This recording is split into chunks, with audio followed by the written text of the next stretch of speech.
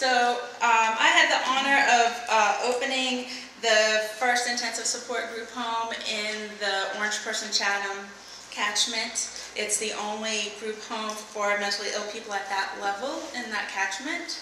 And when this home was opened, hospital downsizing was all the rage. And the idea behind that house was that we would have people live there who would either be in the hospital or they would be with us.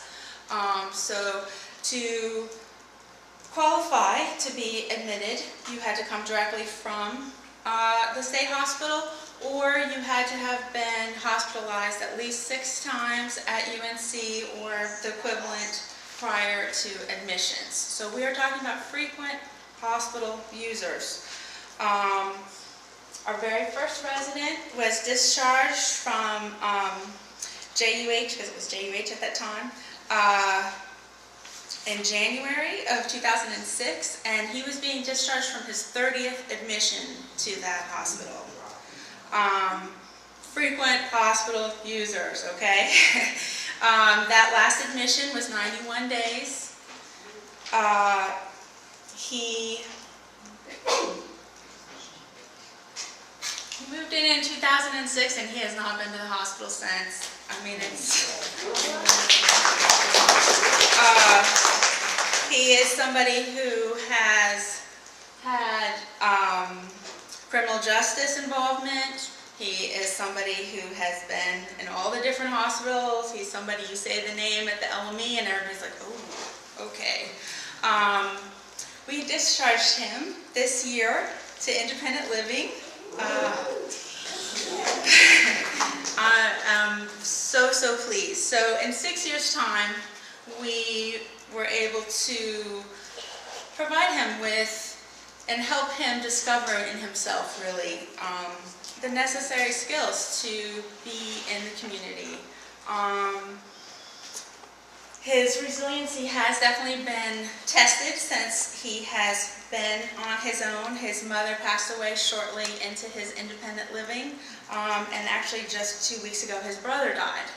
But he has not needed to go to the hospital because he has been able to just readjust the way he handles his stress, and the hospital is no longer the default for how will I handle this? I guess I'll go to the hospital.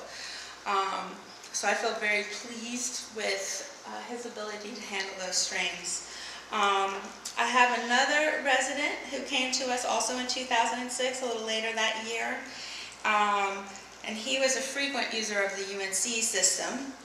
So in the 10 years before he came to us, he spent, not consecutively, he spent 405 days at UNC at the bargain price of $1,255 a day, for a grand total of $500,000. So 9-year trend of lots of hospitalizations. Moved into Homestead Place in 2006. Shortly into his admission, he did return to the hospital for 5 days. He has not been to the hospital since that time, and that was 2006. So it is possible to have people in the community without returning to the hospital repeatedly, save the system lots and lots of money. I'm just so proud of my residents.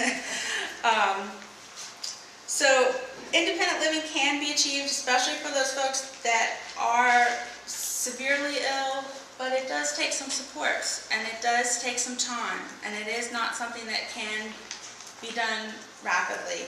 As we all know, recovery is a process, and it's a lifelong one. And the group home is just there to support a person in that middle ground, in terms of it's one step out of the hospital, and it's one step before you move into your own apartment. And it's an absolutely essential stepping stone. Absolutely essential. All of you have family or providers of folks. You know what I'm talking about. I don't necessarily need to explain that to you, how dangerous it could be for folks to live independently before they are ready. Are you able to go to the next slide, please? So Group homes support recovery in multiple ways. Medication would be a foundation of that.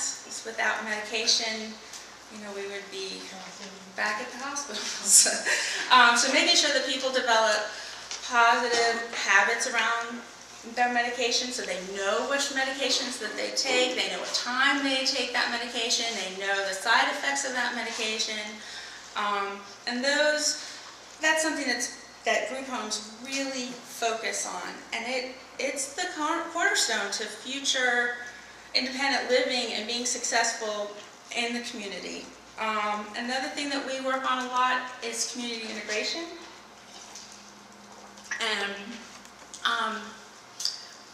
letting clients discover a sense of belonging to a community.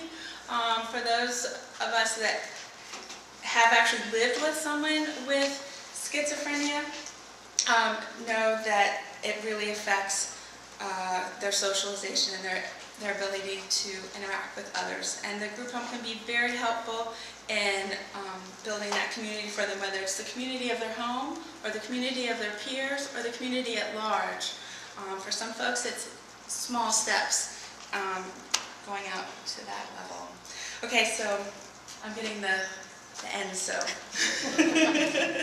let some of these other fine people go on here. Thank you.